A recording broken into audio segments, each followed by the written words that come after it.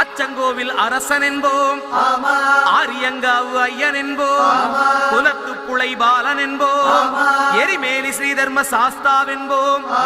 சொரிமுத்து ஐயனார் அப்பன் என்போம், ஜோதிச ரூபன் என்போம், மகர்ஷி மர்தன் என்போம், மணிகண்ட சுவாமி என்போம், சுகுணவிலாசன் என்போம், சுந்தர ரூபன் என்போம், ஜாதி மத பேதமில்லா கடவுளாம், சத்திய வடிவான தெய்வமாம், ஆபத்தில் காப்பவனாம், அன்னதான பிரபுவாம், உலகத்தின் முப்பற்ற தெய்வமாம், சோதனைகள் செய்வானாம் ஆனா கைவிட மாட்டானாம். அப்படிப்பட்ட சாமி ரொம்ப சிறுசையா ஆனா சக்தி ரொம்ப